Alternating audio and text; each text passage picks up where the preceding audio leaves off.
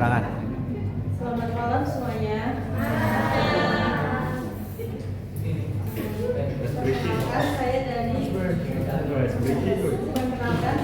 kelompok 1. Di sini saya akan mempresentasikan skripsi yang berjudul efektivitas dan efisiensi pengelolaan keuangan mahasiswa akuntansi semester 6 dalam penggunaan KRIS.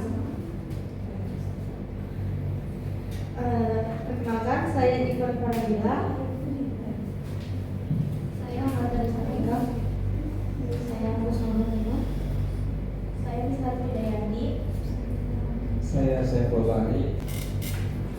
Pembahasan yang akan dibahas pada skripsi di sini, yang pertama ada pendahuluan, yang kedua ada rumusan masalah dan tujuan penelitian, yang ketiga ada kerangka berpikir konseptual, yang keempat ada hipotesis penelitian, yang kelima ada metode penelitian, yang keenam ada definisi operasional variabel, dan yang ketujuh ada kesimpulan dan implementasi. Yang pertama ada pendahuluan.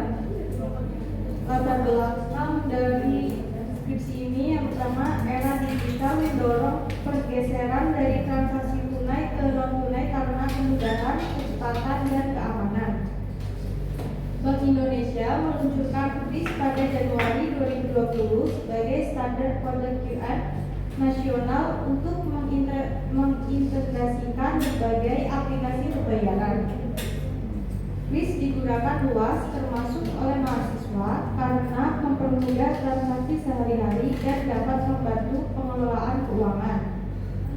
Meskipun potensinya besar, efektivitas dan efisiensi KRIS dalam pengelolaan keuangan mahasiswa belum konsisten dan dalam penelitian sebelumnya. Pengelolaan keuangan mahasiswa sering menjadi masalah unik dan kemampuan menggunakan alat pembayaran digital penting untuk pengambilan keputusan keuangan. Selanjutnya ada rumusan masalah dan tujuan penelitian yang akan dibacakan teman saya. Pada rumusan masalah, penelitian ini merumuskan masalah yang berikut berdasarkan latar belakang penggunaan penelitian sebelumnya. Yang pertama adalah bagaimana penggunaan KRIS efektif terhadap pengelolaan keuangan mahasiswa Universitas Bina Sarana Internasional. Yang kedua, bagaimana penggunaan KRIS efektif dan efisien terhadap pengelolaan keuangan mahasiswa Universitas Bina Sarana Internasional. Yang ketiga, bagaimana penggunaan KRIS secara bersamaan terhadap pengelolaan keuangan mahasiswa Universitas Bina Sarana Internasional.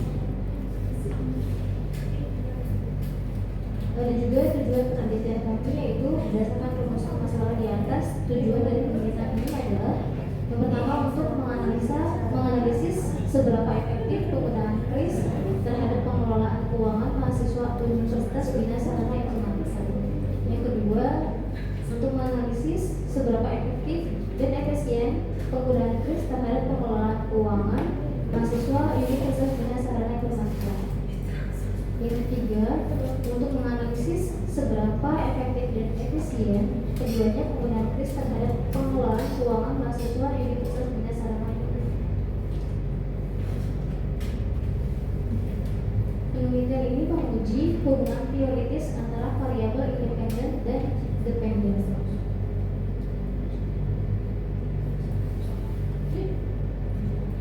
Untuk variabel independen X, efektivitas penggunaan KRIS. Efektivitas ini yaitu salah satu ukuran penting dalam menilai keberhasilan suatu tindakan program atau sistem dalam konsep efektivitas. Efektivitas biasanya didefinisikan sebagai tingkat pencapaian tujuan atau sasaran yang telah ditetapkan sebelumnya.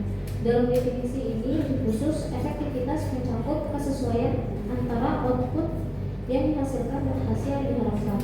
Dengan kata lain, suatu tindakan dapat dianggap efektif hanya jika berhasil mencapai tujuan yang telah ditetapkan. KRIS yang efektif berarti manusia merasakan manfaat konkret yang mempermudah dan mendukung proses pengelolaan keuangan mereka, yaitu dengan kata lain, yang pertama kemudahan untuk penggunaan, yang kedua kecepatan transaksi, yang ketiga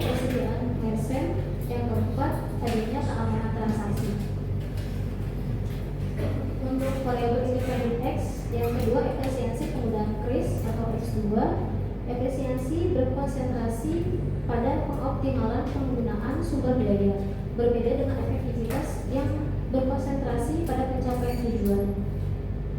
Efisiensi adalah hubungan antara input dan output apabila suatu proses atau tindakan dapat menghasilkan output yang menghasilkan dengan input yang paling sedikit atau mencapai output tertentu dengan input yang paling sedikit.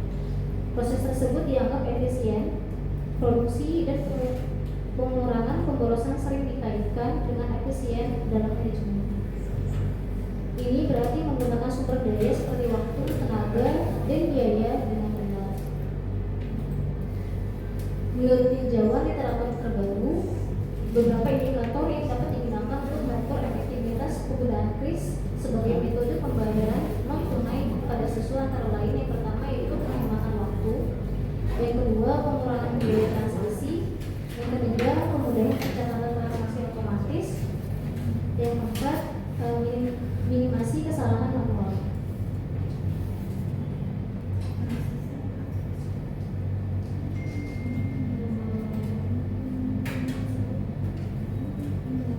Untuk variabel dependen Y, satu pengelolaan keuangan mahasiswa.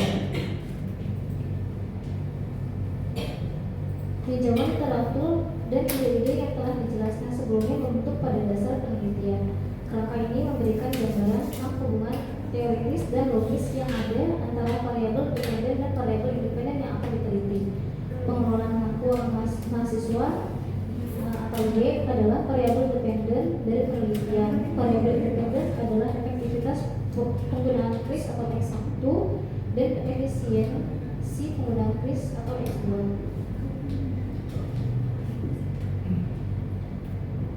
Hipotesis penelitian yang akan diuji didasarkan pada hubungan kualitas ini. Kerangka berpikir ini dapat digambarkan secara visual sebagai berikut. X1 efektivitas penggunaan kris atau variabel independen yang dianggap mempengaruhi pengelolaan keuangan mahasiswa atau Y. Hubungan parsial ini ditunjukkan oleh panah tak saya. X2 efisiensi penggunaan kris variabel independen tambahan yang merupakan mempengaruhi pengelolaan keuangan mahasiswa. Selanjutnya akan dilanjutkan oleh Ahmad. Lanjut hipotesis penelitian. Sebelum masuk ke lebih lanjut, hipotesis adalah dugaan sementara yang akan diuji secara empiris. Yang pertama dari hipotesis 1 yaitu efektivitas penggunaan QRIS, yaitu berdampak positif pada pengelolaan keuangan mahasiswa Universitas BSI. Lalu yang kedua hipotesis 2 yaitu efisien penggunaan QRIS, yaitu untuk meningkatkan pengelolaan keuangan mahasiswa Universitas Binasaran Informatika. Yang ketiga yaitu hipotesis 3 yaitu untuk penggunaan QRIS secara bersamaan, efektivitas dan efisiensi memiliki efek positif yang signifikan terhadap pengelolaan keuangan mahasiswa Universitas Binasaran Informatika. Selanjutnya ada metodologi penelitian. Yang pertama ada desain penelitian. Kita menggunakan pendekatan kuantitatif dengan metode deskriptif kasual dan juga dengan metode hubungan kasual atau hubungan sebab atau akibat. Metode deskriptif digunakan untuk menggambarkan karakteristik variabel-variabel yang diteliti pada populasi dan sampel mahasiswa Universitas BSI. Ini melibatkan pengumpulan data untuk menjelaskan fenomena yang ada. Yang kedua yaitu metode kasual atau hubungan sebab akibat. Penelitian ini akan mencari tahu apakah efektivitas dan efisiensi penggunaan QRIS menjadi faktor penyebab perubahan pada pengelolaan keuangan mahasiswa. Lalu selanjutnya populasi. Populasi yang kita ambil yaitu seluruh mahasiswa aktif khususnya jurusan akuntansi Universitas BSI kampus Terenggalek yang terdaftar pada semester 6 dan telah menggunakan QRIS sebagai alat pembayaran tunai. Selanjutnya ada sampel. Sampel yang kita gunakan ada 40 responden. Dengan teknik penentuan sampel yang pertama itu ada rumus Slovin. Rumus Slovin itu adalah dengan asumsi populasi atau M sebesar 150 mahasiswa yang menggunakan QRIS di USI Cengkareng dan tingkat toleransi kesalahan atau margin of error sebesar 10%. Lalu teknik yang kedua itu pengambilan sampel, yaitu sampel random sampling. Selanjutnya ada teknik pengumpulan data. Kita pakai teknik questionnaire online atau Google Form menggunakan skala liter 5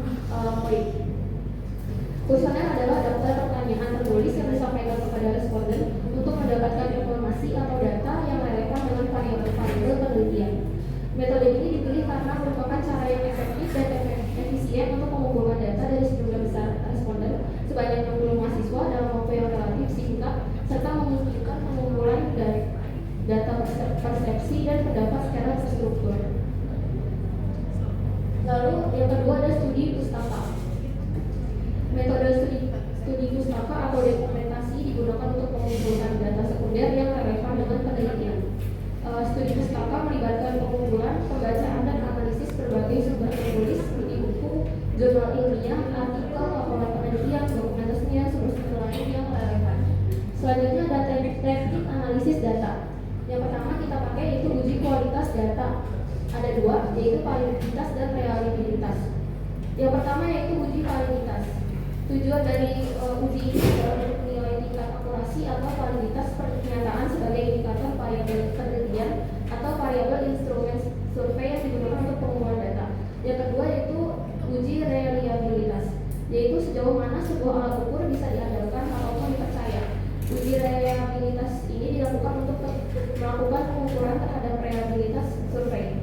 Ketika jawaban dari seseorang atas pertanyaan itu konsisten ataupun stabil dari waktu ke waktu dengan kriteria kalau konsumen alfanya itu lebih dari 0,6, maka daripada itu instrumen variabel ialah reliable atau terpercaya. Lalu yang kedua, kalau nilai konsumen alfanya itu kurang dari 0,6, maka daripada instrumen variabel itu dikatakan tidak terpercaya. Lalu uji asumsi klasik. Tujuan dari uji ini adalah untuk menilai keunggulan model regresi yang dipergunakan pada riset ataupun penelitian. Yang pertama dari uji ini yaitu ada uji normalitas, yaitu untuk menentukan apakah residu memiliki distribusi normal atau tidak, dan sebuah model regresi yang baik adalah model di mana residunya memiliki distribusi normal. Lalu yang kedua ada uji heteroskedastisitas. Uji ini bertujuan untuk menguji apakah dengan model regresi terjadi ketidaksamaan varians dari residual satu pengamatan ke pengamatan yang lain. Lalu yang ketiga yaitu ada uji multikolineritas. Dipergunakan untuk mengetahui apakah terdapat hubungan yang kuat antara variabel independen dengan kondisi dalam model regresi linear. Selanjutnya ada regresi linear berganda. Analisis ini adalah suatu metode untuk meramalkan variabel dependen dengan menggunakan faktor independen dan mengukur dampak dari dua ataupun lebih variabel independen dari satu variabel dependen. Selanjutnya yaitu ada uji hipotesis. Yang pertama ada uji signifikasi parsial atau uji T, digunakan untuk menguji pengaruh parsial dari suatu variabel independen terhadap variabel dependen.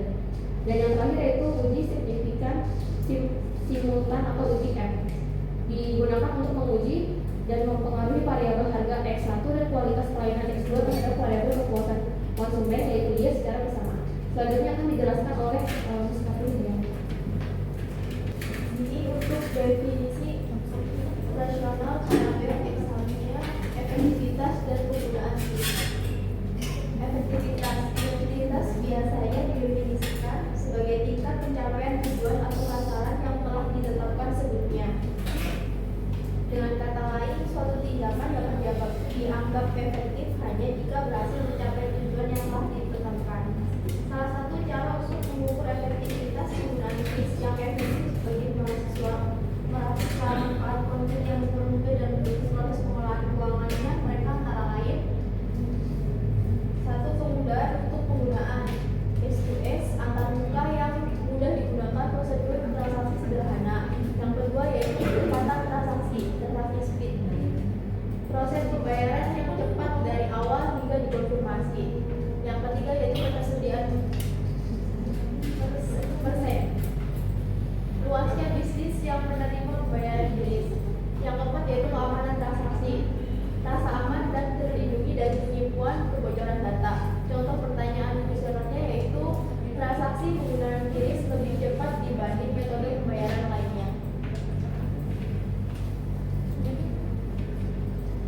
Selanjutnya definisi operasional variabel X2 efisiensi penggunaan kris.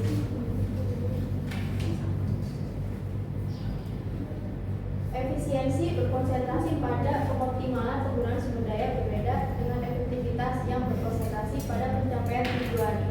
Efisiensi adalah hubungan antara input dan output. Apabila suatu proses atau tindakan dalam menghasilkan output yang maksimal dengan input yang paling sedikit atau mencapai output tertentu dengan input yang paling sedikit, proses tersebut dianggap efisien. Sejauh mana penggunaan kris dapat mengoptimalkan penggunaan penggunaan sumber daya seperti waktu, biaya, dan tenaga untuk mencapai hasil maksimal dengan input minimal pertama yaitu penghematan waktu, mampu mempersingkat waktu proses transaksi. Yang kedua yaitu penggunaan biaya transaksi, penghematan biaya yang tersembunyi atau langsung. Yang ketiga yaitu kemudahan pencatatan transaksi otomatis, fitur pencatatan riwayat transaksi secara otomatis. Yang keempat yaitu minimalisir kesalahan manual, itu mengurangi resiko kesalahan perhitungan dalam transaksi. Contoh pertanyaan fungsional yaitu penggunaan kris mengurangi resiko kehilangan uang atau kesalahan pencatatan transaksi. Selanjutnya akan dilanjutkan oleh Sriku. Definisi operasional variabel Y pengelolaan keuangan mahasiswa. Kemampuan mahasiswa adalah mengatur, merencanakan, organisir, mengarahkan, dan mengendalikan sumber daya keuangan pribadi untuk mencapai tujuan finansial dengan 5 indikator, yaitu perencanaan anggaran atau budgeting, kemampuan membuat dan mematuhi rencana pengeluaran dan pemasukan. Yang kedua, pencatatan pengeluaran, expense tracking, kecenderungan menyimpan catatan semua pengeluaran. Yang ketiga, penghematan menabung, saving atau investment, kemampuan menyisihkan sebagai pendapatan untuk ditabung atau diinvestasikan. Yang keempat, ada pengaturan prioritas keuangan atau financial priority setting, kemampuan membedakan kebutuhan primer dan keinginan serta memprioritaskan pengeluaran. Yang kelima, ada minimasi utang, debt minimization, kemampuan mengurangi utang tidak perlu dan lunasi utang tepat waktu. Dengan contoh pertanyaan kuesioner, saya merasa lebih mudah memantau pengeluaran keuangan pribadi dengan menggunakan kris.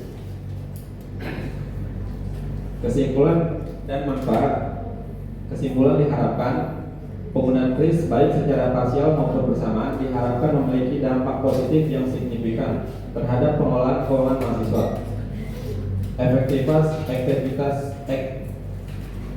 Efektivitas kris, kemudahan, kecepatan, ketersediaan, keamanan, dan efisiensinya.